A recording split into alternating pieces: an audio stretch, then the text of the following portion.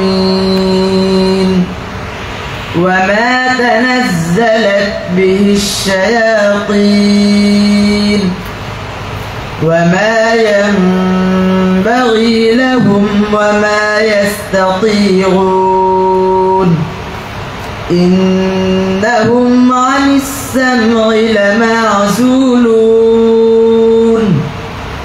فلا تدع مع الله إلها آخر فتكون من المعذبين وأنذر عشيرتك الأقربين واخفض جناحك لمن اتبعك من المؤمنين فإن عصوك فقل إني بريء مما تعملون وتوكل على العزيز الرحيم الذي يراك حين تقوم وتقلبك في الساجدين إنه هو السميع العليم صدق الله العظيم السلام عليكم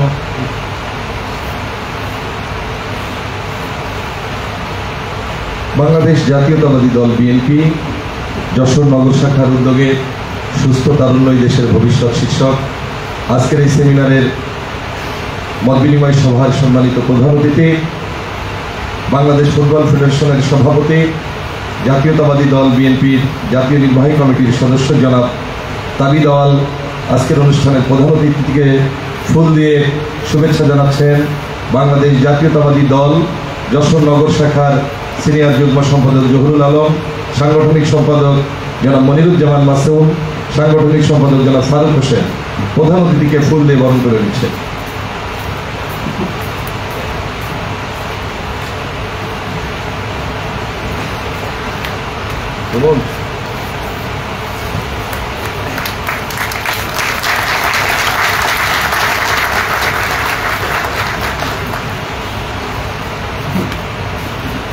আজকের এই মত বিনিময় সভার সম্মানিত আলোচক মুফতি আমানুল্লাহ কাশেমী, সম্মানিত খতিব ঐতিহ্যবাহী দরগানা মাদ্রাসা জনাব আমানুল্লাহ কাশেমীকে ফুল দিয়ে বরণ করে নিচ্ছেন যশোর নগর যুব দলের সুযোগ্য আহ্বায়ক আরিফুল ইসলাম, সদস্য সচিব শেখ রবিউল ইসলাম।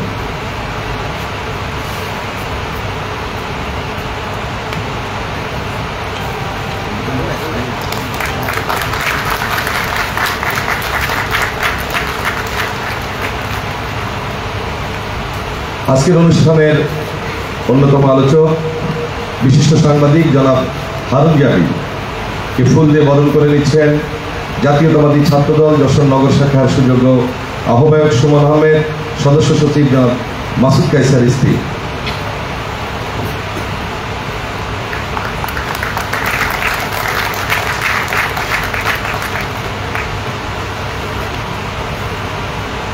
সম্মানিত উপস্থিতি,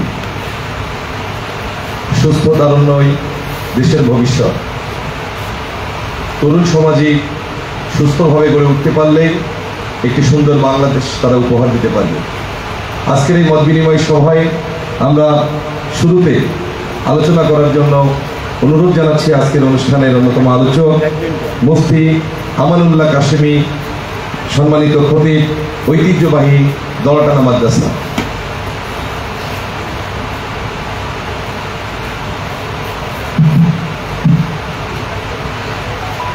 আসসালামু আলাইকুম ওয়া রাহমাতুল্লাহি ওয়া বারাকাতুহু।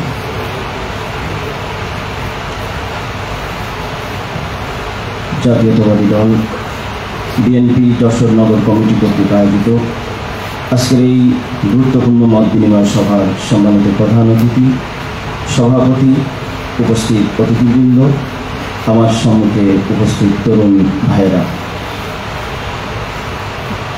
আজকে আমাদের আলোচ্যের প্রতিপাদ্য বিষয় হচ্ছে তারুণ্য, সুস্থতা সুস্থ তারুণ্যই আগামী ভবিষ্যৎ। এ বিষয়ের উপরে আমি কোরআন সুন্নাহর আলোকে আপনাদের সম্মুখে আমার নির্ধারিত সময়ে কিছু কথা আলোকপাত করব। আল্লাহ আমাকে, আপনাকে, গোটা তরুণ সমাজকে সত্যিকার তারুণ্য উপহার দিয়ে দেশবাসীকে, পৃথিবীবাসীকে কল্যাণ পৌঁছাবার তৌফিক দান করেন। সকল বলে আমিন। নাহমাদুহু ওয়া নুসাল্লি আলা রাসূলিল কারীম, আম্মা বা'দ। قال الله تعالى عز وجل: وعباد الرحمن الذين يمشون على الأرض هونا وإذا خاطبهم الجاهلون قالوا سلاما. وقال النبي صلى الله عليه وسلم: سبعة يظلهم الله في ظله يوم لا ظل إلا ظله منهم شاب نشأ في عبادة الله أو كما قال النبي صلى الله تعالى عليه وسلم. আমি সর্বপ্রথম প্রশংসা করছি মহান রব্বুল আলামিন, যিনি আমাদেরকে মহান নিয়ামত তারুণ্য দান করেছেন। শৈশব কৈশোর অতিক্রম করে তারুণ্যের সেই নিয়ামতকে আমরা দুনিয়াকে জয় করবার স্বপ্ন নিয়ে বড় হই। সেই সৃষ্টিকর্তাই আমাদেরকে এই শক্তি দেন।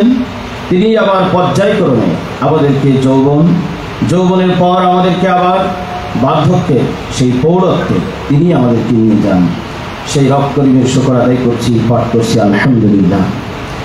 লাখ দুরুদ ও সালাম পেশ করছি জগতের মহামানব, সৃষ্টির সেরা ব্যক্তিত্ব, মানবতার মুক্তির দূত হযরত মুহাম্মদ মুস্তাফা সাল্লাল্লাহু তাআলা আলাইহি ওয়াসাল্লামকে, যিনি জাহেলি যুগে এসে বর্বর সেই মানুষগুলোকে তিনি করেছিলেন সোনার মানুষ। তিনি যেই চাবিকাঠি ব্যবহার করেছিলেন সেটা হলো তারুণ্যের সংস্কার। সকলেই সংস্কার করি সাল্লাল্লাহু আলাইহি ওয়াসাল্লাম। সম্মানিত উপস্থিতি, তারুণ্য হচ্ছে জগতের এমন একটি সিঁড়ি, এমন একটি লিফট, যেই লিফট বেয়ে, যেই সিঁড়িতে চড়ে জাতি, দেশ, জগৎ এক অনন্য উচ্চতায় নিজেকে অধিষ্ঠিত করতে পারে। তাই এই তারুণ্যের প্রতি সকলের দৃষ্টি, সকলেই তালাশ করতে থাকে এক অনন্য উচ্চতায় তারুণ্যের উপরে ভর করে চাঁদ ছুঁইতে চায়, মহাকাশকে জয় করতে চায়, অসাধ্যকে সাধন করতে চায়। সব কিছু এই তারুণ্যের উপরে ভর করেই চায়। এই জন্য তারুণ্য একটা মহাসম্পদ, শুধু গোল্ডেন নয়, এটা একটা হীরক খণ্ড। যেই তারুণ্য আল্লাহ তাআলা দয়া করে আমাকে আপনাকে দান করেছেন, এটা আল্লাহর নিয়ামত হিসেবে আমাকে বিবেচনা করতে হবে এবং এই তারুণ্যকে আমাদেরকে সুন্দরভাবে উপভোগ্য করে তুলতে হবে, যাতে করে এই তারুণ্য আমার জীবনে, আমার পরিবারে, আমার সমাজে, আমার দেশবাসীকে কল্যাণ বয়ে আনতে পারে। তাই আগামী সুস্থ একটি সুন্দর, উন্নয়নশীল, অগ্রগতিময় একটি বাংলাদেশকে বিনির্মাণ করার স্বপ্ন নিয়ে যারা আজকে এই আলোচ্য বিষয় এবং প্রতিপাদ্য আমাকে আলোচনা করবার সুযোগ করে দিয়েছেন, তাদের প্রতি জানাচ্ছি আমি অশেষ কৃতজ্ঞতা। সম্মানিত উপস্থিতি, এই তারুণ্য জাগ্রত হলে দেশের শিক্ষাঙ্গন, সমাজ, সংস্কৃতি, মানবীয় মূল্যবোধ, শিল্প, অর্থনীতি সহ সব কিছুতে একটি অকল্পনীয়, একটি উচ্চতা, একটি অনন্যতা আমাদের সাধিত হবে। সেই অভূতপূর্ব অনন্যতার উচ্চতায় আমরা তরতর করে যেন আগে বাড়তে পারি, তার জন্যই আমাদেরকে কিছু সিদ্ধান্ত নিতে হবে। আমাদের তারুণ্যকে মডিফাই করতে হবে। সেই মডিফাই হওয়া তারুণ্যের মাধ্যমে আগামীর এই বাংলাদেশকে সুন্দরভাবে বিনির্মাণ করে বিশ্ববাসীর সামনে এদেশের সম্মানকে উঁচু করতে হবে। সম্মানিত হাজির, এজন্যই বিংশ শতাব্দীর মহান সংস্কারক হযরত মুজাদ্দিদ আল-ফেসানি শেখ আহমদ সেরহান্দি রহমতুল্লাহ আলাইহ, তার উক্তি প্রসিদ্ধ আছে ইতিহাসের পাতায়। তিনি বলতেন, তালাবা রুহে আলমাস পাস সালাহে উ সালাহে আলম, ফাসাদে উ ফাসাদে আলম। মহান সংস্কারক মুজাদ্দিদ আল-ফেসানি বলেছেন, ছাত্র সমাজ হচ্ছে জগতের আত্মা। একটি মানুষের, একটি দেহের আত্মা যখন সুস্থ হয়, সেই আত্মার সুস্থতা নিয়েই গোটা দেহ কিন্তু সুস্থ থাকে। আর যদি কারোর আত্মা অসুস্থ হয়, তাহলে দেহটা অসুস্থ হয়, দেহ অসুস্থ থাকে। ঠিক তেমনিভাবে ছাত্র সমাজ যদি সুস্থ হয়, তারুণ্য যদি সুস্থ হয়, গোটা দেশ সুস্থ হবে। তারুণ্য যদি অসুস্থ হয় গোটা দেশ কিন্তু অসুস্থ হবে। তাই তারুণ্যকে নিয়ে সকলের স্বপ্ন। ওই স্বপ্নদ্রষ্টা মা যখন সন্তানকে গর্ভে ধারণ করেন, 9 মাস পর্যন্ত টানা সন্তানের লাথি গুতানি খেতে থাকেন, খিচুনি খেতে থাকেন, নিজের জীবনের রিস্ক নিয়ে ওই সন্তানকে তিনি পেটে ধারণ করতে থাকেন আর ধৈর্য ধারণ করতে থাকেন শুধুমাত্র একটি মহান আশা নিয়ে, একটি বিশাল স্বপ্ন নিয়ে, যেই স্বপ্ন তার তরুণ ছেলে দুনিয়ার মুখ দেখে বাস্তবায়ন করবে, যেই আশাটা তার তরুণ সন্তান, তার তরুণী মেয়ে তার বুকের সেই আশাকে পুরো করে দেখাবে, সেই স্বপ্নটা নিয়েই কিন্তু একজন মা তিনি 9 মাস পর্যন্ত তার সন্তানকে নিয়ে কষ্ট করতে থাকেন। 2.5 বছর পর্যন্ত স্তনের দুধ দিতে থাকেন এবং তার সকল যাতনা সইতে থাকেন। শীতকালে মায়ের কোল ভরে পিশাব করে দেয়, মা আদর যত্ন করে তার পিশাব তার মল মূত্র পরিষ্কার করে তাকে আবার কোলের মধ্যে বুকের মধ্যে আলগে রাখেন। শুধু ওই যে একটা স্বপ্ন তিনি দেখেছেন যে এই তরুণ পৃথিবীতে এসে আমার স্বপ্নটা পূরণ করবে। এজন্য সম্মানিত হাজিরিন, তারুণ্যকে নিয়ে সকলেই স্বপ্ন দেখেন এবং আশাটা যেন অনেক বড়, স্বপ্নটা যেন অনেক দীর্ঘ, সকলেই কিন্তু। শিক্ষক সমাজ, এদেশে 3.5 কোটি শিক্ষার্থী কিশোর কিশোরীকে নিয়ে তারা স্বপ্ন দেখছেন যে আমরা এদেরকে লেখাপড়া করে মানুষ করছি, এদেরকে বিদ্যা বুদ্ধি শিক্ষায় শিক্ষিত করে তুলছি, এদেরকে নীতি নৈতিকতার দীক্ষায় গড়ে তুলছি। কেন? ওরা যখন তরুণ হবে, ওরা যখন সমাজের হাল ধরবে, তখন এই বইয়ের পাতায় যেই নীতি নৈতিকতার গল্প তারা পড়েছে, আমরা তাদেরকে যেই সবক শিখিয়েছি, এগুলি সত্যিকার অর্থে তারা সমাজে বাস্তবায়ন করে দেখাবে। এজন্যই শিক্ষক তার মাথার ঘাম পায়ে ফেলে নিরন্তর প্রচেষ্টা করে এই ছাত্র সমাজকে গড়ে তোলার চেষ্টায় তারা কিন্তু অবিরত ধারায় তাদের মেহনতকে চালিয়ে যাচ্ছেন। সম্মানিত হাজিরিন, তরুণকে নিয়ে সকলের মনে স্বপ্ন। গুণীজনেরা, জ্ঞানীরা, সমাজের প্রবীণরা স্বপ্ন দেখছেন যে আগামীর তরুণরা সাহসী তারুণ্যের মাধ্যমে তারা এই বাংলাদেশকে সাহস যোগাবে, এই বাংলাদেশের মানুষকে সাহস যোগাবে, এই দেশ মাতৃকার ভালোবাসা নিয়ে তারা বেড়ে উঠবে এবং সেই স্বদেশের প্রতি ভালোবাসা, বাংলাদেশের প্রতি তাদের অকুণ্ঠ একটি প্রেম এবং সেই প্রেমের জায়গা থেকে, ভালোবাসার জায়গা থেকে তারা এই বাংলাদেশের ভূখণ্ডে প্রতিটি ইঞ্চি ইঞ্চি মাটিকে নিজেদের রক্ত দিয়ে, নিজেদের পরিশ্রম এবং জীবনের সবটুকু দিয়ে হলেও তারা এদেশের ইঞ্চি ইঞ্চি মাটিকে হেফাজত করবে। সকল বহিরাগত শত্রু এবং হানাদার বাহিনী যারা এদেশের মাটিকে, এদেশের স্বাধীনতাকে, এদেশের সার্বভৌমত্বকে বিপন্ন করবার জন্য দূর থেকে ভিতর থেকে সেন দৃষ্টি দিয়ে এদেশের মাটি মাতৃকার দিকে তাকাবে, তাদের সেই দুঃসাহসী চোখকে উপড়ে ফেলবে তরুণ সমাজ তাদের সাহসিক ভূমিকায়। এই আশাই কিন্তু প্রবীণেরা তরুণদের দিকে চেয়ে আছে। সম্মানিত উপস্থিতি, আজকে এই তরুণ সমাজকে কে না চায়? মুহাম্মদ রাসূলুল্লাহ সাল্লাল্লাহু আলাইহি ওয়াসাল্লাম, যিনি বিশ্ব মানবতার মুক্তির দূত, তিনি এই তরুণদের সংশোধনের মাধ্যমে, সংস্কারের মাধ্যমে তিনি পৃথিবীতে বিপ্লব এনেছিলেন, যেই বিপ্লবের অধীনে মানবতা মুক্তি পেয়েছিল। যুগে যুগে যারা এই মহান সংস্কারক পৃথিবীতে সংস্কার কার্য করেছেন, তারা এই তরুণদের তারুণ্যের উপরে ভর করেই কিন্তু করেছেন। আজকে এমন একটি তারুণ্য আমরা আমাদের প্রবীণরা দেখতে চাচ্ছেন, যেই তারুণ্যের হাতে আগামী বাংলাদেশ হবে নিরাপদ। এই বাংলাদেশের সকল সম্পদ, নদ নদী, বন, এই বাংলাদেশের সকল পশু গাছপালা, বাংলাদেশে যেই আকাশ সীমান্ত আছে, বাংলাদেশের পানির প্রতিটা হিচ্ছা, এইটা এই তরুণদের কাছে সংরক্ষিত হবে। আগামীর তরুণ প্রজন্ম হবে এই বাংলাদেশের সকল সম্পদের, স্থল জলভাগের প্রতিটি ইঞ্চি ইঞ্চি সম্পদের রক্ষক এবং মহাফিজ, হিফাজতকারী, পাহারাদার। এমন একটি তরুণ সমাজ আজকে অভিভাবক পরিষদ দেখতে চায়, যেই তরুণ সমাজ আগামী বাংলাদেশে কোনো মাসলুম মানুষের দেহ থেকে যেন জুলুমের কারণে মাজলুমের একটা ফোঁটা রক্ত যদি পড়ে, আগামীর তারুণ্যকে তার জবাব বুঝিয়ে দেওয়া লাগবে। এমন একটি তারুণ্য, শক্তিশালী সাহসী তারুণ্য তৈরি করবার জন্য আজকের অভিভাবক পরিষদ চাচ্ছেন। আজকের রাজনৈতিক নেতৃবৃন্দর স্বপ্ন আগামী বাংলাদেশের তরুণ সমাজ যেন এমন হয় যাদের সামনে অনৈতিক কোনো কার্যকলাপ বিন্দু মাত্রের জন্য প্রশ্রয় পাবে না, তাদের সমস্ত সাহসকে তারা বুকে একত্রিত করে দেশমাতৃকার ভালোবাসায় এদেশকে নীতি নৈতিকতার দিক থেকে তারা এগিয়ে নেবে। দুর্নীতিকে একেবারে চিরতরে দুর্নীতিকে বিলুপ্ত করে সমাজ সংস্কারের প্রত্যয় নিয়ে এদেশের শিল্প, এদেশের অর্থনীতি, এদেশের শিক্ষাঙ্গন সহ সংস্কৃতি, কৃষ্টি, কালচার সব কিছুকে তারা মুক্ত করে ছাড়বে। এমন এক তরুণ সমাজের স্বপ্ন নিয়ে আজকের এই অনুষ্ঠান, আজকের এই আলোচনা সভা, আজকের এই সকল মেহনত, আজকের এই সকল দৌড়। সম্মানিত হাজিরিন, এই তারুণ্যকে কাজে লাগাবার জন্য আজকে বাংলাদেশের প্রায় 22 লক্ষ তরুণ শ্রম বাজারে প্রতি বছর নতুনভাবে তারা কদম রাখছে। তাদের সেই তারুণ্যকে কাজে লাগিয়ে কিভাবে দেশের সামাজিক, অর্থনৈতিক, পরিবেশগত উন্নয়ন সাধন করা যায় তার জন্য দেশের মন্ত্রণালয় তারাও কিন্তু ভাবছেন, তারাও চিন্তা করছেন, বিভিন্ন নীতি নির্ধারণ করছেন এবং সেগুলি বাস্তবায়নের চেষ্টা তারা চালিয়ে যাচ্ছেন। সম্মানিত উপস্থিতি, কিন্তু আমার বক্তব্য হলো, এই যে সকলের আশা তারুণ্যের প্রতি, এই আশাটা তরুণ সমাজ কিভাবে বাস্তবায়ন করতে পারবে?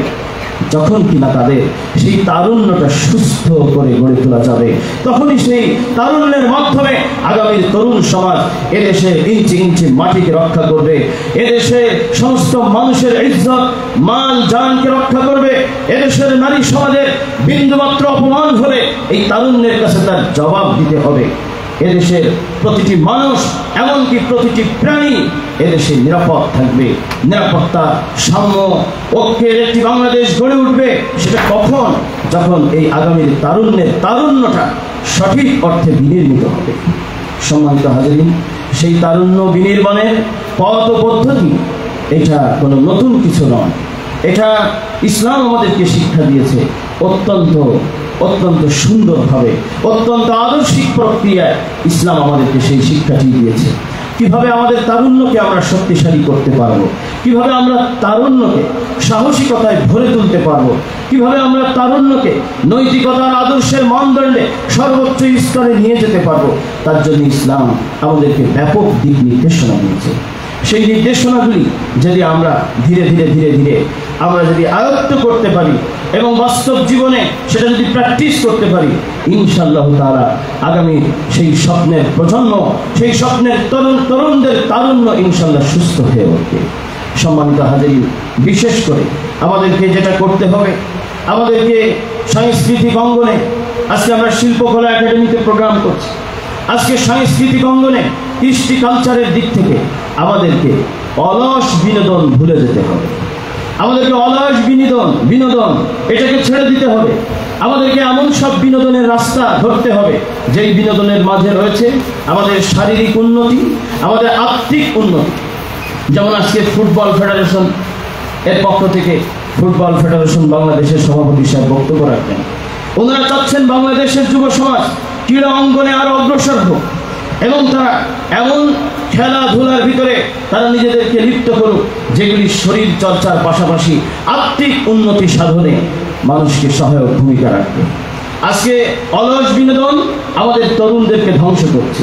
মোবাইল গেম সহ বিভিন্ন রকমের অনৈতিক ভিডিও, বিভিন্ন রকমের যেগুলি আছে, এগুলি আলোচনার প্রয়োজন নেই, আমরা সকলে জানি। এই অলস বিনোদন আমাদেরকে কিন্তু পঙ্গুত্ব এনে দিচ্ছে।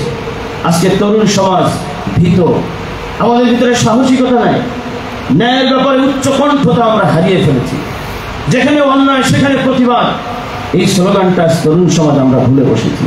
কারণ অন্যায় তো আমার ভিতরে বাসা বেঁধে ফেলেছে, অন্যায় তো আমাকে দুর্বল করে ফেলেছে, আমি নৈতিকতার জায়গাতে দুর্বল হয়ে গিয়েছি, যার কারণে সেই সাহসী উচ্চারণ আজ আমি হারিয়ে ফেলেছি।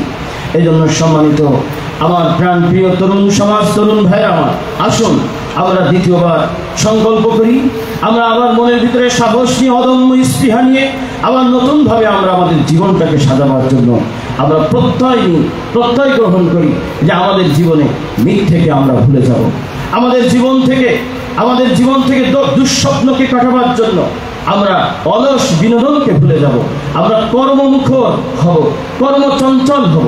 হযরত মুহাম্মদ মুস্তাফা সাল্লাল্লাহু আলাইহি ওয়াসাল্লাম এবং নবীজির খলিফাগণ হযরত ওমর ফারুক রাদিয়াল্লাহু তাআলা আনহু কোন জওয়ান তার সঙ্গে সাক্ষাৎ করতে আসলে জিজ্ঞাসা করতেন, তুমি কি কাজ করো, তোমার কর্ম কি? যদি শুনতেন সে কোনো কাজ করে না, সে উদ্যোক্তা নয়, নতুন নতুন ভাবনা তার ভিতরে নাই, উদ্যোগ নিতে পারে না, দেশের জন্য মানুষের জন্য কোনো পরিকল্পনা তার ভিতরে নাই। হযরত ওমর খুব রাগ করতেন এবং তাকে শাসন করতেন, তার সামনে পরিকল্পনা তুলে ধরতেন এবং সেই তারুণ্যকে জাগ্রত করবার উনি চেষ্টা করতেন। আর যদি শুনতেন না তরুণ কর্মঠ এবং সে কোনো কাজের আছে, সে কাজ করে, তাকে বাহবা দিতেন, তাকে স্বাগত জানাতেন। হযরত মুহাম্মদ মুস্তাফা সাল্লাল্লাহু আলাইহি ওয়াসাল্লামের ঘটনা আমরা সবাই জানি। উনি বেকার মানুষদেরকে কাজে লাগিয়ে দিতেন, কোনো কিচ্ছু নাই, ফকির একেবারে নিঃস্ব, ভিক্ষাবৃত্তি করছে, নবীজি তাকে ডেকে বলেন যে তোমার সম্বল কি আছে? বলে যে আমার একটা সম্বল আছে, কম্বলটা আনো। নবীজি সেটাকে বিক্রি করলেন, পরে একটা কুঠার কিনে দিলেন, বলেন যে যাও জঙ্গলে যে কাঠ কাটো, এইটাকে বিক্রয় করো। নবীজি এভাবে তাকে স্বাবলম্বী করার চেষ্টা করলেন। সুতরাং এই তরুণ প্রজন্মকে উদ্যোক্তা হিসেবে গড়ে তুলবার যে সকল উদ্যোগ, আমাদেরকে সেই উদ্যোগগুলিকে সাধুবাদ জানিয়ে সেই উদ্যোগগুলিকে গ্রহণ করে আমাদের নিজেদেরকে নিজেদের জায়গা থেকে অগ্রসর করে তুলতে হবে। মদ মাদকতা সহ সমস্ত অনৈতিক কর্মকাণ্ড থেকে আমাকে ধীরে ধীরে বেরিয়ে আসতে হবে এবং একটি আদর্শিক মানদণ্ডে আমার জীবনকে উত্তীর্ণ করতে হবে কোরআনের ছোঁয়ায়। কারণ কোরআনের ছোঁয়াতেই সেই জাহেরি যুগের মানুষগুলি, সেই মদ পিপাসু মানুষগুলি, সেই রক্ত পিপাসু মানুষগুলি কিন্তু সোনার মানুষে পরিণত করেছিল। একটি মাদক আসক্ত রাখাল ছেলে কোরআনের ছোঁয়ায় এসে কিভাবে তিনি জগতের সেরা সুফি এবং দরবেশ ব্যক্তিতে পরিণত হয়েছিলেন, ইসলামে তার ভুরি ভুরি প্রমাণ নেই। এই জন্য সম্মানিত হাজেরিন, আমি কথা দীর্ঘ করছি না, আমাদেরকে সেই নৈতিকতার রাস্তায়, সেই দ্বীন ও ঈমানের রাস্তায় ফিরে আসতে হবে এবং জাতির নেতৃত্বে আমাদেরকে বলিষ্ঠ ভূমিকায় অবতীর্ণ করতে হবে। আল্লামা ইকবাল কবিরাও আমাদেরকে নিয়ে স্বপ্ন দেখেছেন। আল্লামা ইকবাল বলছেন, সবক পড় ফির সদাকত কা, আমানত কা, হিফাজ আদালত কা, লিয়া জায়েগা তুঝসে কাম দুনিয়া কি ইমামত কা।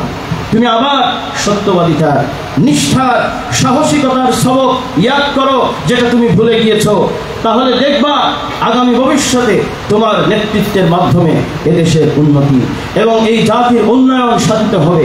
তোমাকে তোমার সেই কাঙ্ক্ষিত জায়গাতে তুমি প্রতিষ্ঠিত করতে পারবে। সম্মানিত উপস্থিতি, আল্লাহ আমাদের সকলকে তৌফিক দান করেন।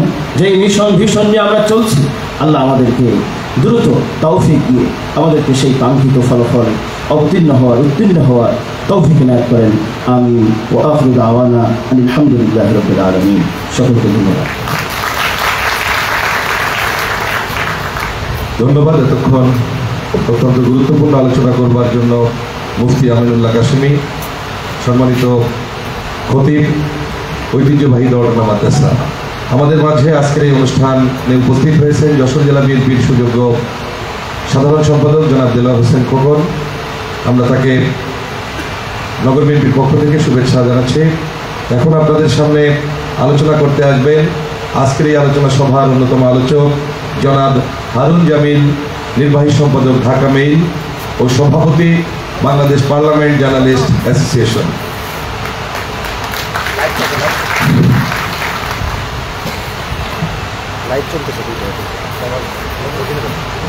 বিসমিল্লাহির রহমানির রহিম। আসসালামু আলাইকুম ওয়া রাহমাতুল্লাহি ওয়া বারাকাতুহু। সম্মানিত আজকের এই অনুষ্ঠানের সভাপতি, মাননীয় প্রধান অতিথি, বিএনপি জাতীয় নির্বাহী কমিটির সদস্য, উপস্থিত সুধীমণ্ডলী, সবাইকে পরন্ত বিকেলের শুভেচ্ছা জানাচ্ছি।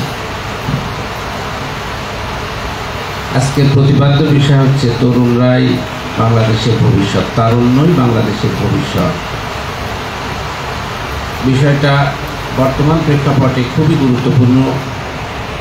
এই ধরনের একটা অনুষ্ঠানে, এই ধরনের ঘরোয়া পরিবেশে এই ধরনের প্রোগ্রাম আসলে আরও বেশি বেশি করা প্রয়োজন।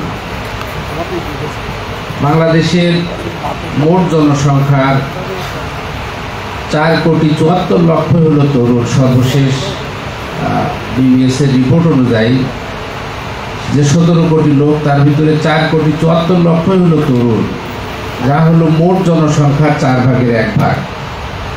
বাংলাদেশের কর্মক্ষম জনশক্তির 62% হলো কর্মক্ষম, যাদের বয়স 20 থেকে 59 বছর পর্যন্ত।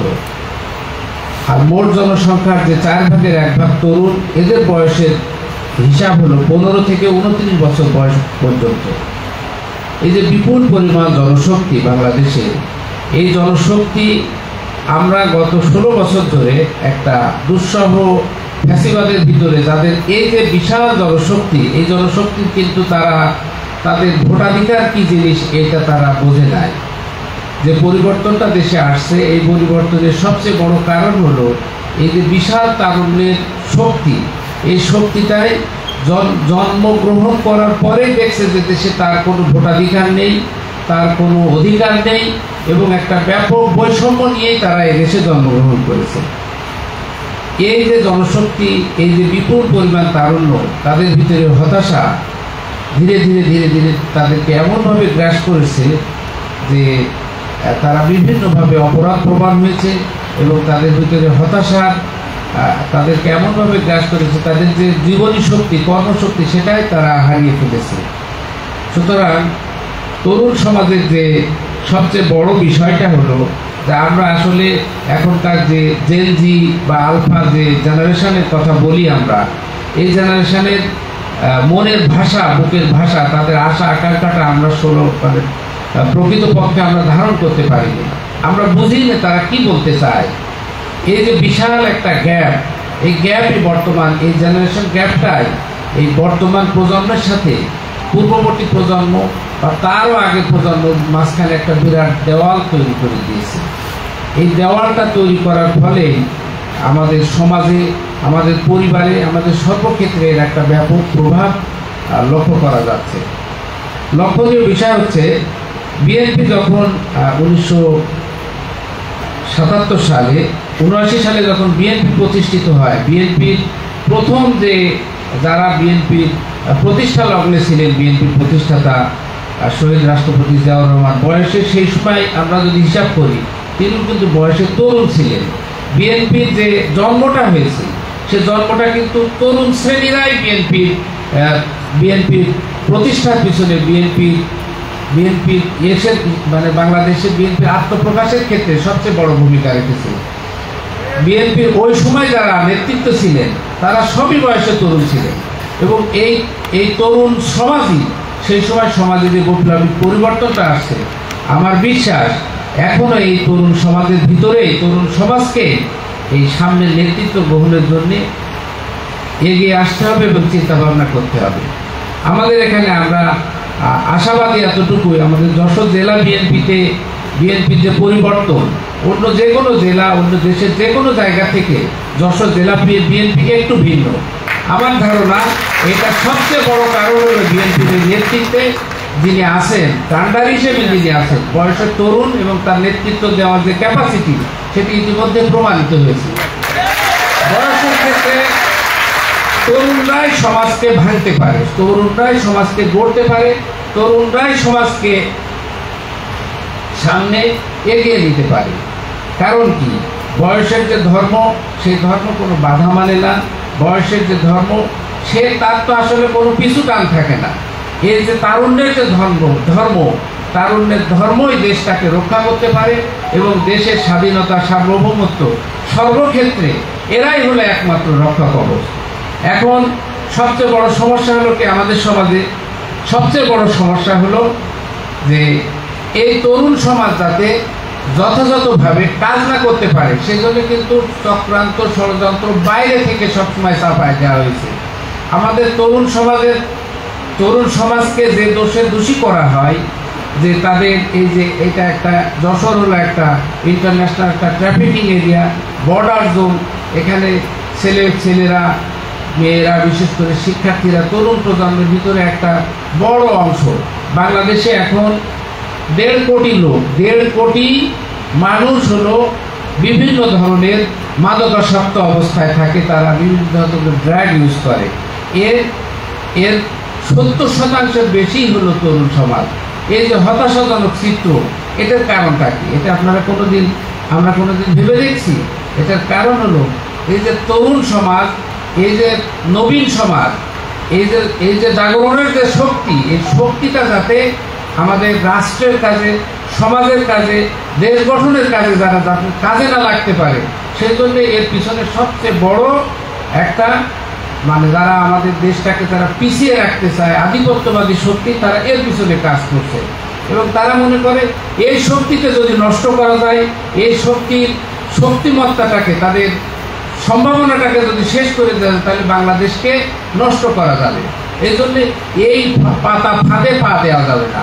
তরুণ সমাজ যারা আমাদের সামনে আছে, আমাদের ভবিষ্যৎ প্রজন্ম, তাদেরকে এই জিনিসটা বুঝতে হবে।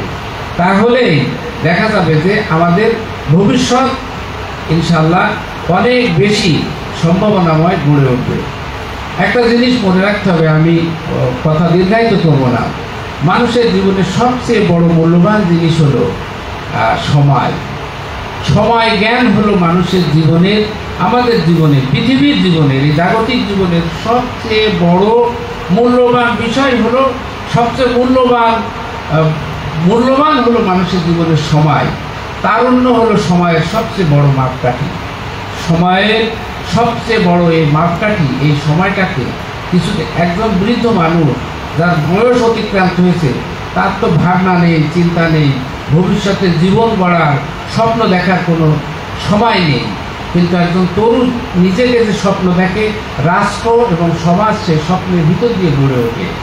আমাদের তরুণ সমাজকে সেই স্বপ্ন দেখতে হবে, নিজেকে গঠনের, আত্মগঠনের, সমাজ গঠনের, রাষ্ট্র গঠনের, পরিবার গঠনের, সর্বক্ষেত্রে আমরা তরুণ সমাজ যদি সেইটা করতে পারি, তাহলে এর ভিতর দিয়েই আমাদের ভবিষ্যৎ গড়ে উঠবে।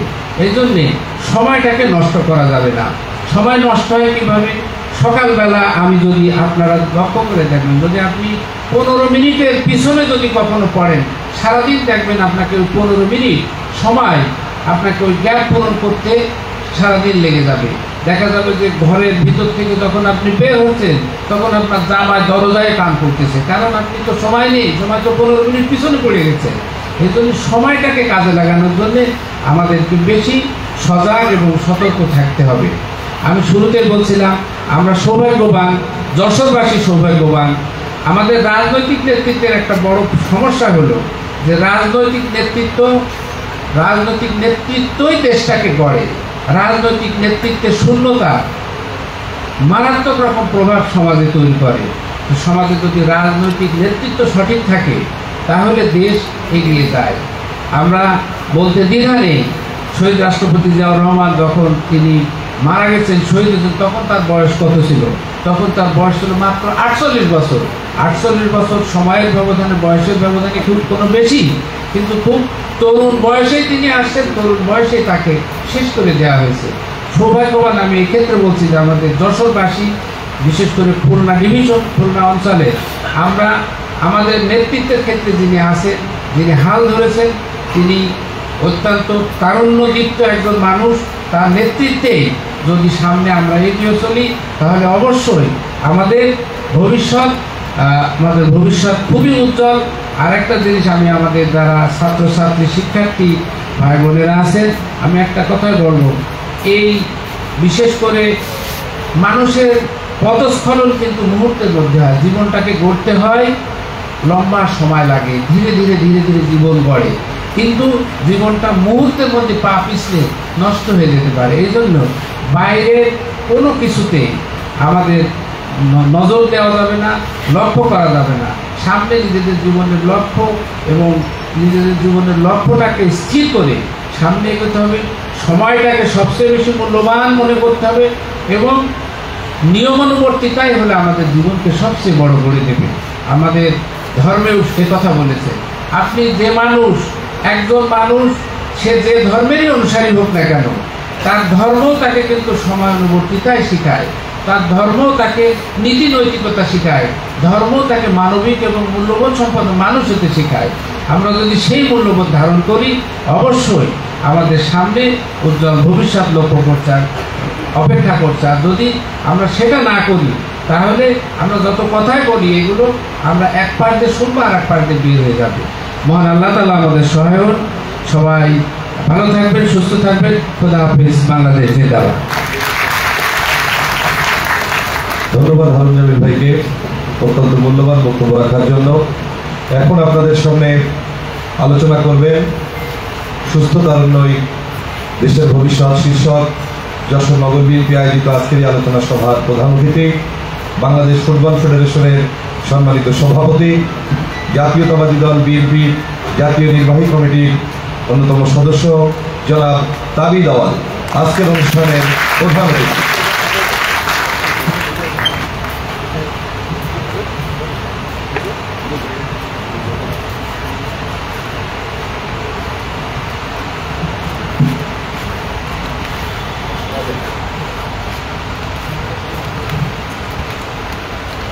উপস্থিত সকল মঞ্চ অতিথিবৃন্দ, উপস্থিত সকল আমার তরুণ ভাই বোনেরা, সামনে যারা বসে আছে, এবং আমার রাজনৈতিক কলিগগণ, এবং বিশেষ করে উপস্থিত আমাদের সবারই প্রাণপ্রিয় ভাই, বন্ধু, অভিভাবক অনিল ইসলাম অমিত ভাইকে আসসালামু আলাইকুম।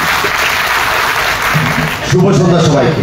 আমি জানি আজকে লম্বা দিন হয়েছে, রৌদ্র ছিল, বৃষ্টি ছিল, জুম্মা ছিল, এখন দিনের শেষ প্রান্তে হয়তো আমার বক্তব্য শুনতে হচ্ছে।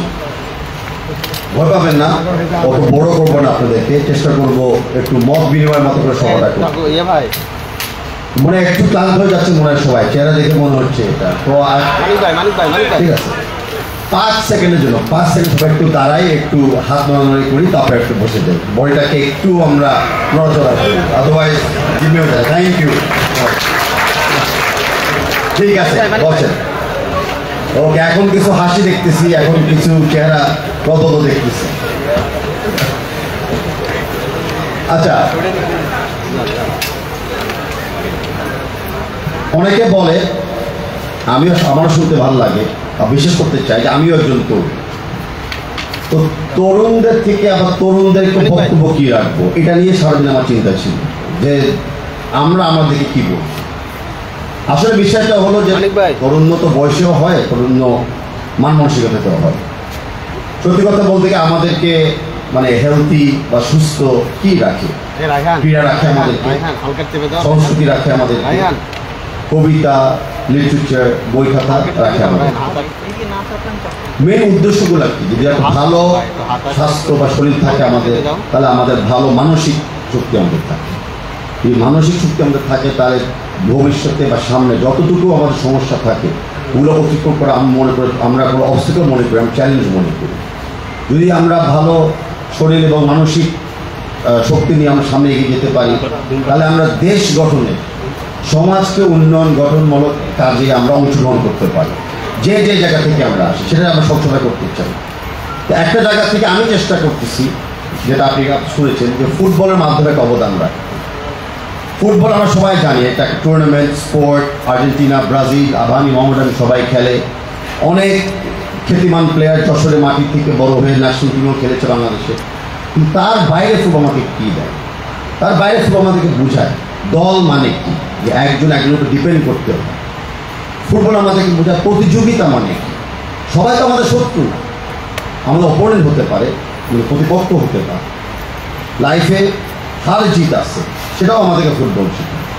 তো তাই আমি চেষ্টা করতেছিলাম যে আপনাদেরকে নিয়ে সমাজের মাঝে ফুটবলকে নিয়ে একটা পরিবর্তন আনতে পারি কিনা, যে পরিবর্তনের মাধ্যমে দেশ এবং সমাজ গড়ার পিছনে আমরা অবদান রাখতে পারবো, এবং বাংলাদেশকে আন্তর্জাতিক মহলে একটা সুনাম ক্ষেত্র দেশ হিসাবেও আমরা পরিচিতি দিতে জয়লাভ করতে পারবো। অনেক সময় শুনি বিদেশে গেলে তরুণরাও বলে যে আমরা যখন ইউনিভার্সিটিতে পড়ি বা কোনো চাকরির জন্য অ্যাপ্লাই করি, বাংলাদেশ কি বন্যা দেশ, কত পলিটিক্যালি আনরেস্ট দেশ, এইগুলি শুনতে হয় আমাদের। আমরা তো আগে সবসময় শুনতাম যে বাংলাদেশের সাথে ক্রীড়াবিদদের নাম জড়িত আছে, বিশেষ আর্কিটেক্টদের নাম জড়িত আছে, নোবেল লরিয়েটের নাম জড়িত আছে, এবং যেমন আমাদের দেশ নেত্রী বেগম খালেদা জিয়া ইসলামিক উম্মতে যায়, আইওসি মিটিংয়ে যায়, উনি প্রথম নারী হেড অফ স্টেট ছিলেন যে নারী সমাজকে এগিয়ে নিতে পেরেছেন। সেই বাংলাদেশের পরিস্থিতিগুলো আমরা চাই তরুণের মাধ্যমে আবার জেগে তুলতে, আপনাদের মাধ্যমে, আমাদের সবার মাধ্যমে। আমি বক্তব্য দিয়ে যাচ্ছি, বাট আমার বক্তব্য মাঝখানে যদি কারো কোনো প্রশ্ন থাকে বা কমেন্ট থাকে, প্লিজ হাত তুলবেন। চেষ্টা করি একটু ইন্টারাকশন করতে। ওই একতরফা কথা বলাটা একটা তরুণদের ভিতরে আমরা এক্সপেক্ট করি। আমাদেরকে সবাই চেষ্টা করবে, যারা ক্ষমতার লোভী বা দেশের বিপক্ষে কাজ করে, ডিভাইসিভ রাখতে, মাঝে মধ্যে ছেলে বরং মেয়ে দ্বারা করায় দেয়, মাঝে মধ্যে ধর্ম এবং ধর্ম বিরোধী দ্বারা করায় দেয়, মাঝে মধ্যে বিভিন্ন ধর্মকে দ্বারা করায় দেয়, মাঝে মধ্যে বলে তুমি ছোট, বয়স কম, পরে দেখা যাবে, মাঝে মধ্যে বলে আপনার বুড়া বেশি, এখন আপনি রিটায়ার করেন, আমার সময় চলে আসবে। এগুলো কিন্তু দেশকে সকল ডিভাইসিভ করার একটা পরিকল্পনা থাকে, যেটা আমরা কখনো দিতে দিতে চাবো না, দেওয়া ঠিকও হবে না। দেশকে ইউনিটির মাধ্যমে রাখতে হবে, নবীন প্রবীণের একতার মাধ্যমে কিন্তু আমাদেরকে দেশকে এগিয়ে নিতে হবে। আমাদের ছোটোবেলায় যেরকম আমরা শ্রম দিতে পারি, বড় হলে আমরা আমাদের মেধা এবং আমাদের এক্সপিরিয়েন্স কাজে লাগাতে পারি, দুটারই কিন্তু সমান ইম্পর্টেন্স আছে, যেটা আমরা মনে করি। আরেকটা পয়েন্ট আমার রাখতে হবে যে শিক্ষার কিন্তু কোনো শেষ নেই। আমরা মনে করি স্কুল পাস করলে, কলেজ পাস করলে, চাকরি বা ব্যবসা করলে আমার শিক্ষার জীবন শেষ হয়ে গেছে। এটা সত্য নয়। যতটুকু আমরা নলেজ অর্জন করব ততটুকুই কিন্তু আমরা ক্ষমতাশীল হব। একটা জিনিস আমাকে কেউ কখনো কেড়ে নিতে পারবে না, সেটা হলো আমার মেধা, আপনাদের মেধা। এটা থাকলে কেউ আপনাদের ছোটো করতে পারবে না, কেড়ে নিতে পারবে না, সম্মান অটোমেটিক চলে আসবে। তাই আমি আপনাদেরকে রিকোয়েস্ট করি যে পড়াশোনা, জ্ঞান অর্জন এগুলো কখনোই বন্ধ করবেন না।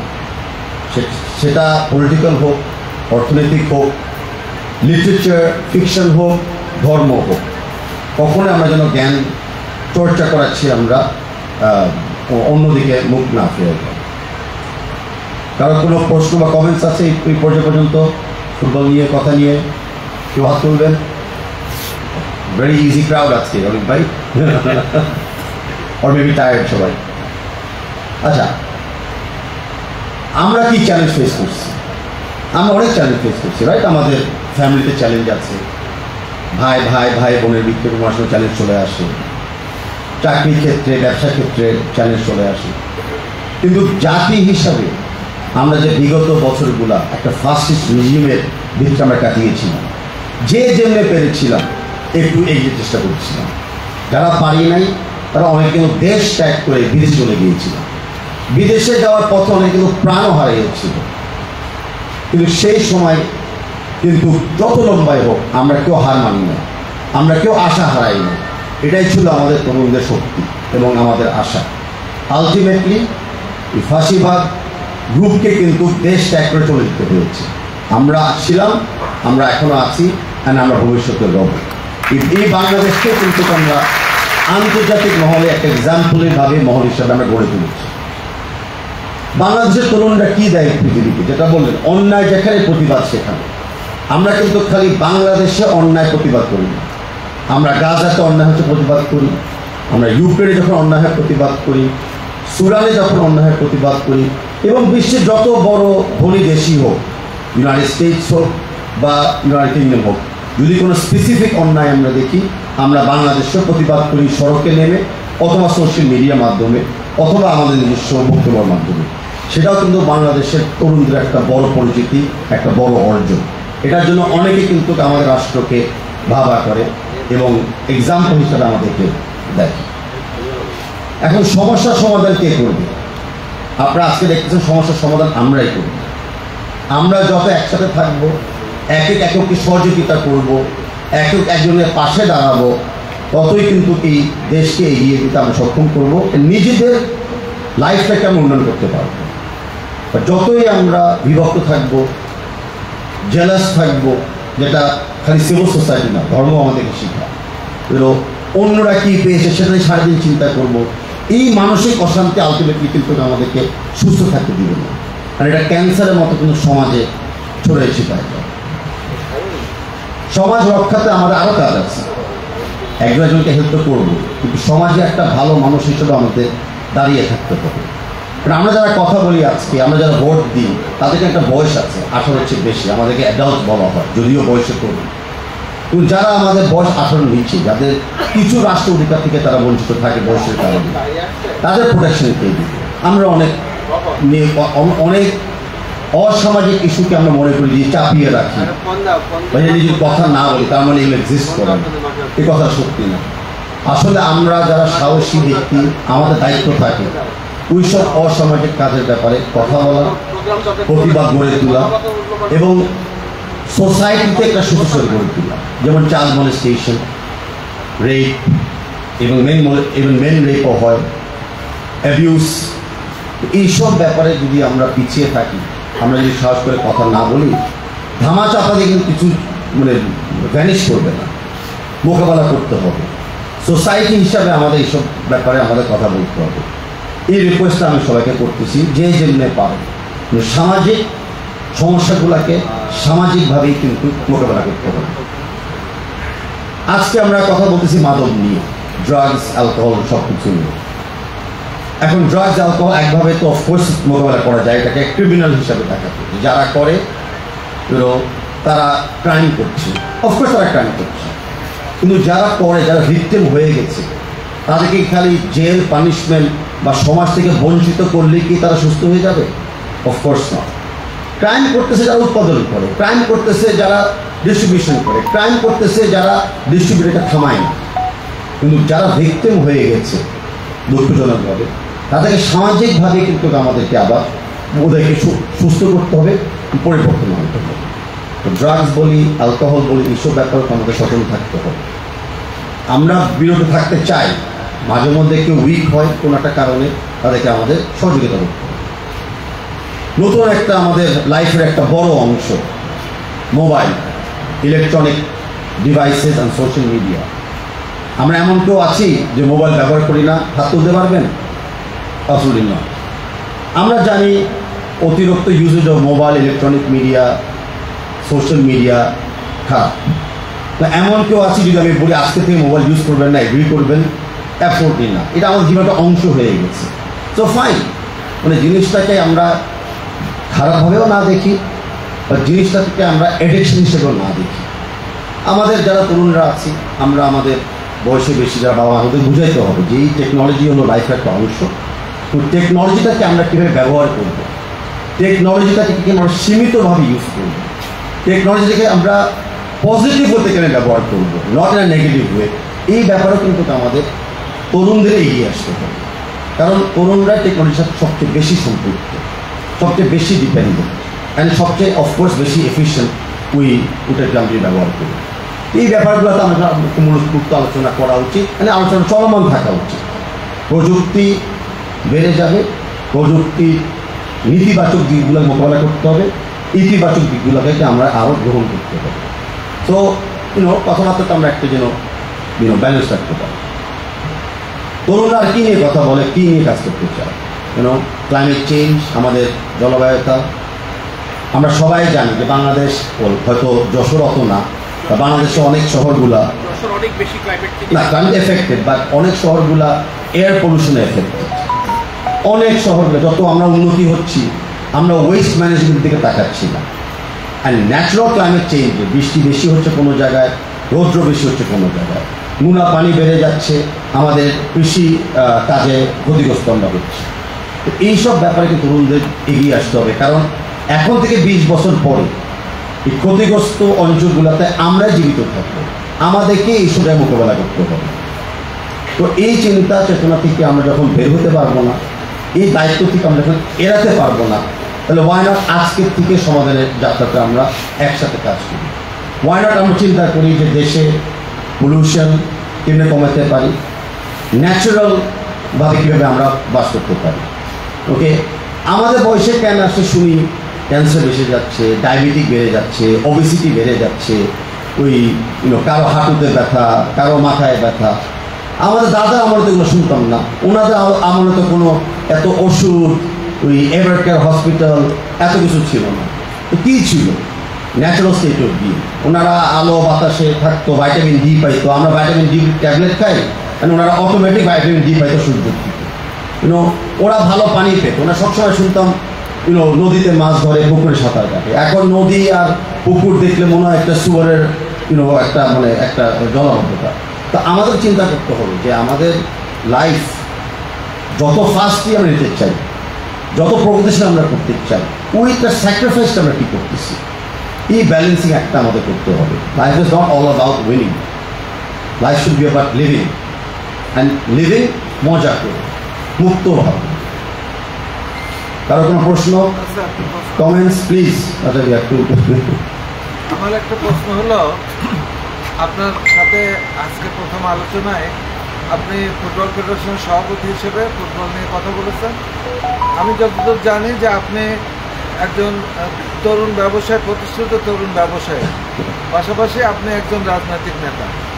তো আপনার দল যদি রাষ্ট্র ক্ষমতায় আসে, আমাদের এই যে তরুণ সমাজ দেখছেন, আমাদের বেশিরভাগ এখানে ছাত্র, যারা অনেকেই এই দীর্ঘ 16 বছর আন্দোলন সংগ্রামে আওয়ামী লীগের এই শাসনামলে এদের সরকারি চাকরির বয়স শেষ হয়ে গেছে, তারা আর সরকারি চাকরি পাবে না। এখন তারা কিভাবে, আপনার দল যদি রাষ্ট্র ক্ষমতায় আসে, তাহলে তাদেরকে কিভাবে উদ্যোক্তা হিসেবে সেই দল সহযোগিতা করবে, এ ব্যাপারে আপনি যদি তরুণ ব্যবসায়ী হিসেবে কিছু করবেন এবং ওই দলের নেতা। ভালো প্রশ্ন করেছেন। প্রশ্ন উচিত ছিল আমার নেতা, আমার দলের যে নেতা অমিত ভাইকে প্রশ্ন করা। এখন ওনার অনুমতি নিয়ে আমি হয়তো পক্ষে কিছু কথা বললাম। আসলে যেই প্রশ্ন করেছেন, আমি আরেকটু ব্রডভাবে উত্তর দিতে চাচ্ছি। বাংলাদেশে কিন্তু শিক্ষিত বেকারত্বের হার অনেক বেশি, এটা আমরা সবাই জানি, যে আমরা অনেক শিক্ষা অর্জন করতেছি, কিন্তু আসলে ওরকম কোনো চাকরি বা উদ্যোগ আমরা নিতে পারছি না। বাংলাদেশে আরেকটা সমস্যা আছে, যে বাংলাদেশের যারা লেবার শ্রেণী বা স্কিল বা আনস্কিল লেবার শ্রেণী লোকজন যারা বিদেশে চলে যায়, তাদেরও কিন্তু রেট অফ লেবার খুবই কম, ন্যূনতম। আর ঢাকায় বা বাংলাদেশে যারা কাজ করে তাদের তো লেবার রেট আরও কম, যেন বড় পক্ষে থাকে। আমরা যখন সরকারি চাকরিতে ঢুকি অথবা বেসরকারি চাকরিতে আমরা ঢুকি, এই চাকরি এনভায়রনমেন্টটাও অনেকে অ্যাটলিস্ট তরুণদের জন্য অত কন্ডিউসিভ না। কারণ যেই মডার্ন বিজনেসের সাথে বা চাকরির সাথে তরুণরা অ্যাটাচ থাকতে চায়, সেই ধরনের অ্যাডভান্সমেন্ট বাংলাদেশ অ্যাটলিস্ট গত 16 বছরে কিন্তু দিতে পারে না।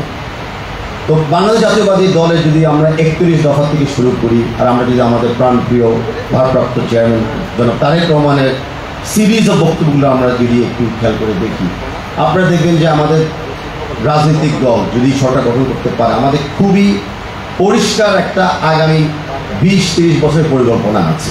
তার মানে না যে আমরা এই 30 বছর সরকারে থাকবো, তার মানে আমরা এমন কাঠামো তৈরি করব, এমন ফাউন্ডেশন তৈরি করব, যেন এই চাকাটা সামনে দিকে গড়তেই থাকে, আমরা থাকি সরকারে বা আমরা না থাকি।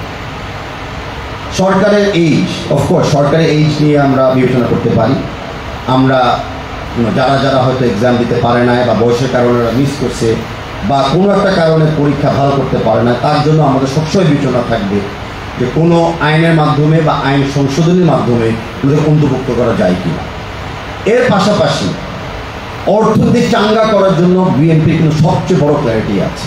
আজকে আমরা অর্থনীতি সীমিত হয়ে গেছে কিছু কৃষি খাতে আর কিছু গার্মেন্টস শিল্পে, যদি আমরা এক্সপোর্টের চিন্তা করি। কিন্তু বিএনপি চেষ্টা করবে যে এই আমাদের অর্থনীতিটাকে বহুমুখী করা। এটা হলো সবচেয়ে বড় ইম্পর্টেন্ট টাস্ক বাংলাদেশের জন্য। যে খালি আমরা একটা গার্মেন্টসও নির্ভরশীল থাকবো না, আমরা খালি কৃষি খাতে নির্ভরশীল থাকবো না, আমরা আরও যত রকমের ইকোনমি ডেভেলপমেন্ট করতে পারি। আইটি হতে পারে, স্মল ইলেকট্রনিক্স হতে পারে, প্লাস্টিক ইন্ডাস্ট্রি হতে পারে, ইভেন ইলেকট্রিক ভেহিকল ইন্ডাস্ট্রি হতে পারে, সার্ভিসেস ট্রেড। বাংলাদেশে কিন্তু যদি হোটেল রেস্টুরেন্ট চিন্তা করেন, এইসব সার্ভিসেসও কিন্তু খুব সীমিত অপরচুনিটি আমাদের আছে। তো সেই জায়গাতে আমাদের লক্ষ্যমাত্রা থাকবে যে অর্থনীতিকে বহুমুখী করা, এবং সরকারি এবং বেসরকারি জায়গায় চাকরির মহলে অনেক চাকরি পাওয়া যায়। আবার যারা উদ্যোক্তা হতে চান তাদেরকে যেন আমরা অর্থনৈতিকভাবে, আর্থিকভাবে এবং দক্ষতা বাড়িয়ে আমরা আরও আপনাদেরকে সহযোগিতা করতে পারি। দক্ষতা বাড়ার জায়গাটা সবচেয়ে ইম্পর্টেন্ট। বাংলাদেশে আপনারা জানেন কারিগরি শিক্ষা, যেটা মাত্র 11টা টপিকে কারিগরি শিক্ষা হয়, যদিও সেই শিক্ষাটার মান আরও অনেক কম। বাংলা জাতীয়বাদী দলের ক্ল্যারিটি হলো যে আমরা কারিগরি শিক্ষাকে মানে আরও এমফেসিস দিব। এই 11কে আরও 100টা বেশি কারিগরি শিক্ষা সেক্টরে আমরা নিয়ে যাবো, যেন আমরা স্পেসিফিকভাবে সবাইকে যার যে শিক্ষা অর্জন করার দরকার সেটা আমরা দিতে পারি। আর সেখানে কিন্তু থামবো না। একটা উদ্যোক্তা বা একজন চাকরিজীবী তারা যেন 2-3 বছর পর পর বারে বারে নিয়মিত ট্রেনিংয়ের মাধ্যমে স্কিল আপলিফ্ট করতে পারে, ইন্টারন্যাশনাল মার্কেটের সাথে প্রতিযোগিতামূলকভাবে থাকতে পারে, সেই জায়গাও আমাদের কিন্তু লক্ষ্যমাত্রা থাকবে। মানে এটা খালি কিন্তু মানে চাকরি ইকোনমি নিয়ে না।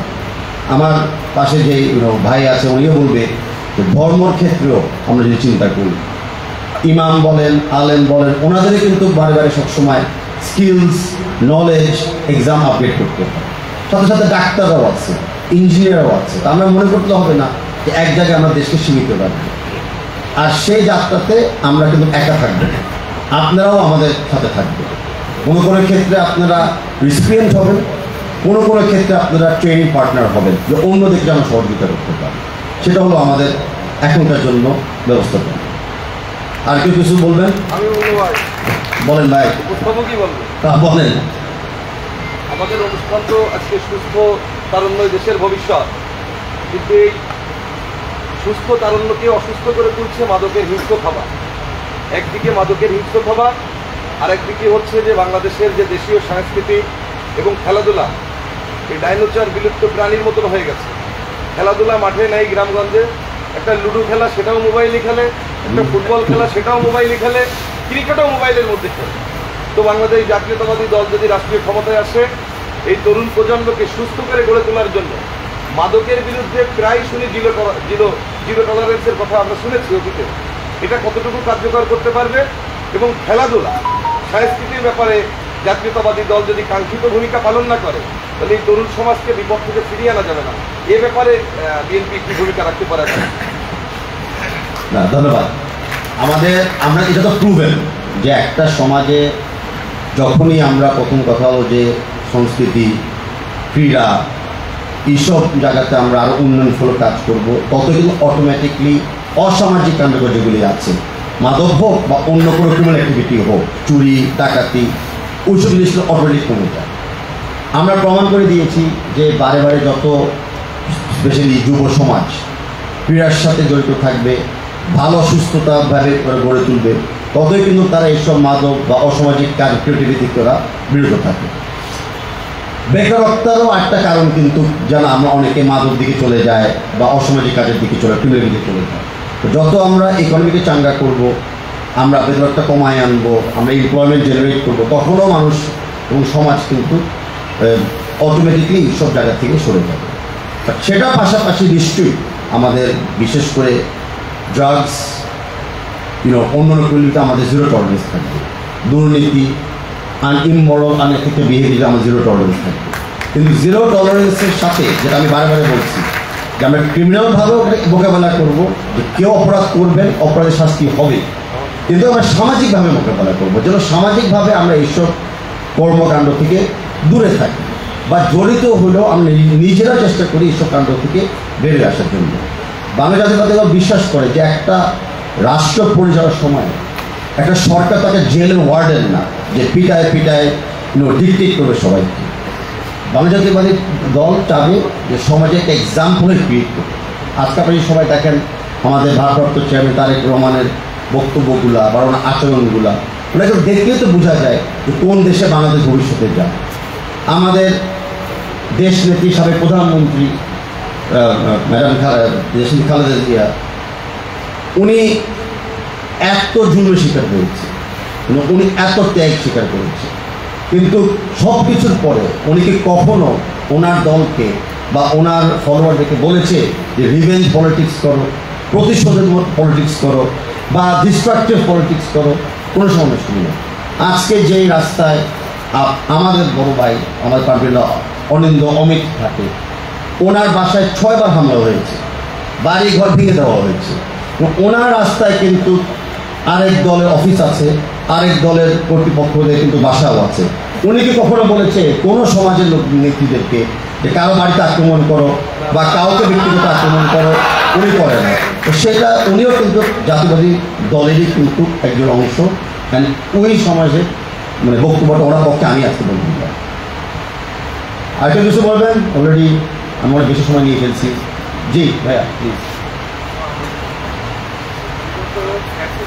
আমরা দেখছি সারা দেশের আমাদের বছরের আন্দোলনে একটা বার্তা আছে, বছরের পর বছর মাঠে কোনো ফুটবল খেলা করায়। এখন আপনার দায়িত্ব আপনি আছেন, আমাদের যশোর আর এই অঞ্চলের ফুটবল খেলা নিয়ে আমাদের বিশেষ পরিকল্পনা আছে। নিশ্চয়ই। প্রথমে বলছি ফুটবল যশোরের মাটিতে সবাই খেলবে। কিছুদিন পর দেখবেন যে এত ফুটবল খেলা হচ্ছে যে আপনারা বন্ধ করার জন্য। ফুটবল খালি ছেলেরা খেলবে না, ফুটবল মেয়েরাও খেলবে। তো আমরা আমাদের যে 50% পপুলেশন একটা সমাজে, তাদেরকেও ফুটবলের বাইরে রাখবো না, বঞ্চিত করবো না। ফুটবলের ব্যাপারে আমি এর আগেও কথা বলেছি যে খালি আমরা ফুটবল ওই যশোর স্টেডিয়াম কেন্দ্রিত রাখবো না, আমরা স্টেডিয়ামের বাইরে ইউনিয়ন পর্যায়ে চেষ্টা করবো মাঠগুলোকে সংগ্রহ করে school level, college level, inter union level ফুটবলটাকে আরও প্রমোট করা। আপনারাই করবেন, আমরা সহযোগিতা করব। ফুটবল চালানোর জন্য কিন্তু অনেক মানে ছোট ছোট অপরচুনিটি বেড়ে যায়। ফুটবল খালি প্লেয়ার দিয়ে হয় না, ফুটবলের রেফারিজ লাগে, কোচেস লাগে, অনেক টেকনিক্যাল সাপোর্ট লাগে, গ্রাউন্ডসম্যান লাগে, ইকুইপমেন্ট লাগে। এই সকল এনভায়রনমেন্টের সাথে যেন কেউ না কেউ জড়িত থাকে, সেরকম আমরা উদ্যোগ নিয়ে চেষ্টা করব যেন যশোরের মাটি বলে না, যশোরের মাটির ফুটবলের ঘাঁটি, ওই স্লোগানটা এই জন্য পুরো বাংলাদেশে ছড়িয়ে যায়।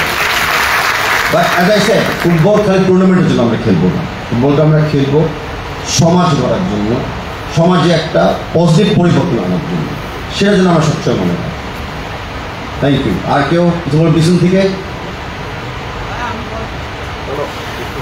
আমাদের পাবলিক বিশ্ববিদ্যালয়গুলোতে অনেক সুযোগ সুবিধা, কিন্তু আমাদের জাতীয় বিশ্ববিদ্যালয়গুলোতে কোনো সুযোগ সুবিধা নেই, কোনো বাস নেই, কোনো মান নেই।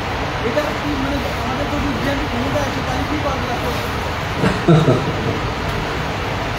প্রথম কথা হলো যে আপনি পাবলিক ইউনিভার্সিটিতে পড়েন, ন্যাশনাল ইউনিভার্সিটি বা প্রাইভেট ইউনিভার্সিটিতে পড়েন, পাবলিক ট্রান্সপোর্টেশন এটা একটা নৈতিক অধিকার সবার। অ্যাজ এ নাগরিক হিসেবে আমাদের অধিকারই আছে পাবলিক ট্রান্সপোর্টেশন অ্যাক্সেস করা, বাস হোক, ট্রেন হোক, অন্য কোনো ওয়ে। তো বাংলাদেশ জাতীয়বাদী দলের ইভেন 31 দফাতে ক্লিয়ারলি বলা আছে যেগুলো আমরা চিহ্নিত করবো যে আমাদের নাগরিক অধিকার, সেই অধিকারগুলো আমরা নিশ্চিত করব। তো আপনাদের উদ্দেশ্য বলতে চাচ্ছি, অতি শীঘ্রই আপনারা দেখবেন খালি বাসের ইম্প্রুভমেন্ট আসতেছে না, রোড ঘাটের ইম্প্রুভমেন্ট। আপনি ভালো বাসে করে লাভ কি যদি ভাঙা রোডে আবার ধাক্কায় ধাক্কায় যেতে হয়। তো আমরা যেরকম পরিকল্পনা করতেছি এই চুরি ডাকাতি বন্ধ করে আসলে ভালো রোড, ব্রিজ, কাঠামো তৈরি করব, তার উপরে জন্য পাবলিক ট্রান্সপোর্টেশন যেটা মানে বেশি দাম হবে না, যেটা কোয়ালিটি ভালো হবে এবং যেটা সেফ হবে। আমরা অনেক সময় শুনি পাবলিক ট্রান্সপোর্টের ভিতরে অনেকে অ্যাসল্ট হয়, বেসিক্যালি মেয়েরা মানে ফিল করে ইনসিকিউর রাতেরবেলা চলতে। আমরা এমন অবস্থা করতে যাচ্ছি যে পাবলিক ট্রান্সপোর্টের জন্য অ্যাজ আই সে সেফ হয়, 24 আওয়ার্স ফাংশন হয়, যেন আপনি স্টুডেন্ট হন বা আপনি কর্মজীবী হন বা আপনি ছোট শিশু হন বা বাসায় কোনো বিবাহিত নারী হন, সবার জন্য সেমভাবে যেন আমরা সার্ভিস দিতে পারি। সেটাই হবে আমার জাতীয়বাদী দলের কমিটমেন্ট। আর কেউ আছেন নাকি সবাই এখনো মোবাইলে ব্যস্ত হন, এদিকে করতেছেন না? ঠিক আছে, আমি অনুমতি নিয়ে আমার বক্তব্য এবং মত বিনিময় সভাটা এখনই শেষ করতেছি। আপনাদের সবাইকে আমি ধন্যবাদ জানাচ্ছি, বিশেষ করে অমিত ভাইকে ধন্যবাদ জানাচ্ছি এরকম একটা সভাতে আমাকে ইনক্লুড করার জন্য। আর আমি অফকোর্স ধন্যবাদ জানাচ্ছি আমার প্রাণপ্রিয় এবং আমাদের অ্যাক্টিভ চেয়ারম্যান তারেক রহমানকে আমাকে বারে বারে ইন্সপায়ার করার জন্য। তো সকল ভালো থাকেন, সুস্থ থাকেন, বাংলাদেশ জিন্দাবাদ। ধন্যবাদ। আজকের অনুষ্ঠানের সম্মানিত প্রধান অতিথি, বাংলাদেশ ফুটবল ফেডারেশনের সভাপতি, বাংলাদেশ জাতীয়তাবাদী দলের নির্বাহী কমিটির সদস্য জনাব কাবিদ আলমকে। আমরা অনুষ্ঠানের শেষ প্রান্তে, এখন আজকের অনুষ্ঠানের সমাপনী বক্তব্য রাখবেন আজকের অনুষ্ঠানের সভাপতি, বাংলাদেশ জাতীয়তাবাদী দল যশোর নগর শাখার সুযোগ্য সভাপতি জনাব রফিকুল ইসলাম চৌধুরী মুল্লুক চাঁদকে তার সমাপনী বক্তব্য রাখার জন্য অনুরোধ করছি।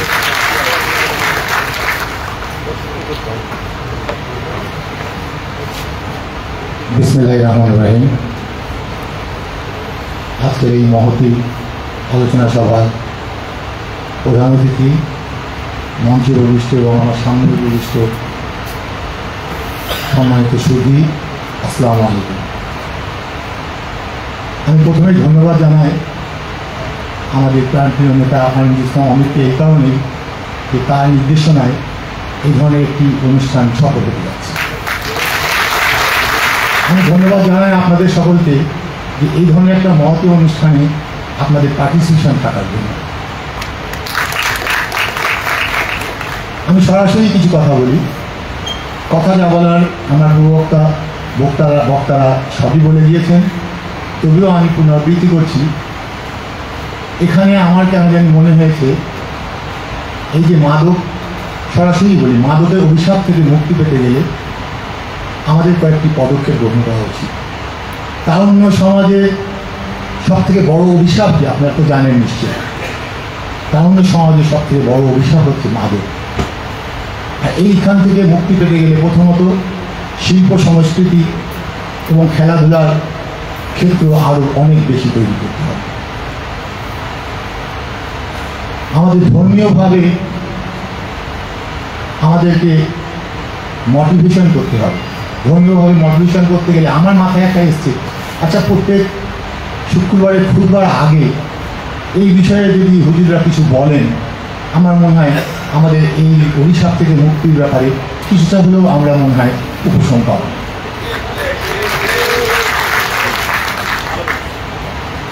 আপনাদের একটা জিনিস মাথায় রাখতে হবে যে শুধু আজকে আমাদের আমিনুল ইসলাম অমিত যে ধরনের একটা নির্দেশনা দিয়ে যে ধরনের একটা অনুষ্ঠান করালেন, আমি তার কাছে অনুরোধ করব তারুণ্যের পাশাপাশি সিনিয়র যে তরুণগুলো আছে যারা মাদক সেবন করে তাদের নিয়েও যেন একটা এই ধরনের অনুষ্ঠান।